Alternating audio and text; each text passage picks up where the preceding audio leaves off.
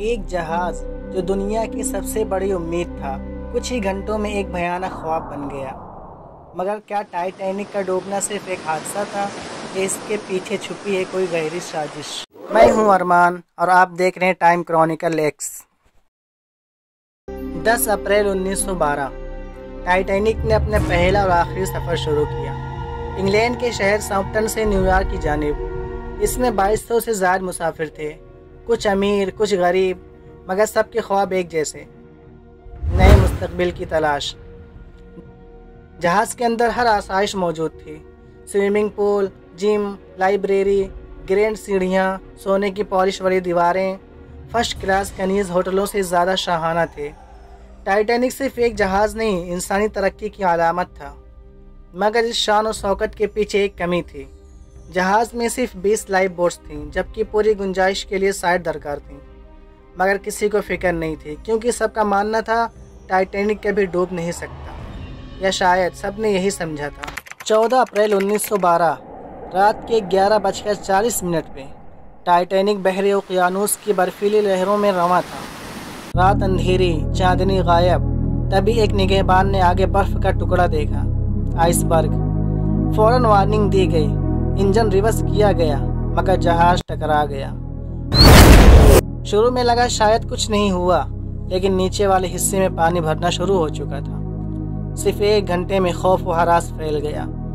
Life bots کو اتارا جانے لگا، پہلے خواتین اور بچوں کو۔ کئی لوگ حیران تھے، کیا یقین ہی نہیں کر پائے کہ واقعی ٹائٹینک ڈوب رہا ہے، اور جب سمجھ میں آیا تب تک بہت دیر ہو چکی تھی۔ 15 اپریل کی صبح تک ٹائٹینک مکمل طور پر سمندر میں غرق ہو چکا تھا۔ 1500 سے زائد لوگ اپنی جان سے ہاتھ دھو بیٹھے، کچھ سمندر میں جم گئے، کچھ ڈوب گئے، کچھ کی لاشیں کبھی ملی ہی نہیں۔ جب ٹائٹینک ڈوبا تو اس کے آس پاس کوئی اور جہاز نہیں تھا۔ ایک جہاز تھا بہت دوری پہ، کئی گھنٹے بعد امداد کے لیے پہنچا، مگر تب تک سب کچھ ختم ہو چکا تھا۔ یہ تاریخ کا سب سے بڑا سمندری حادثہ بن گیا۔ دنیا صدمے میں تھی، مگر اصل سوال یہ تھا، حادثہ یا سازش؟ کئی محققین مانتے ہیں کہ ٹائٹینک کا ڈوبنا صرف حادثہ نہیں تھا، بلکہ ٹائٹینک کی جگہ اولمپک کو بھیجا گیا، جو پہلے ہی ایک حادثے کا شکار ہو چکا تھا۔ RMS کے کچھ لوگوں کا کہنا ہے کہ انشورنس فراڈ کے لیے اس کا نام بدل دیا گیا۔ سب سے حیران کن بات، ٹائٹینک کا مالک JP مورگن، جس نے آخری لمحے پر اپنی ٹکٹ کینسل کر دی، اور وہ تمام لوگ جو اس کے کاروباری منصوبوں کے خلاف تھے، اسی سفر میں مارے گئے۔ کیا یہ سب ایک سوچا سمجھا منصوبہ تھا یا محض اتفاق؟ ایک اور بات، ٹائٹینک نے مدد کی کال دیر سے بھیجی، اور قریب ہی موجود جہاز کیلیفورنین نے مدد کیوں نہیں کی؟ کیا یہ بھی کسی سازش کا حصہ تھا؟ ٹائٹینک کا ڈوبنا کیا واقعی ایک قدرتی حادثہ تھا یا انسانی لالچ اور سازش کی ایک گہری مثال؟ آج بھی ٹائٹینک سمندر کے 12,000 فٹ نیچے پڑا ہے۔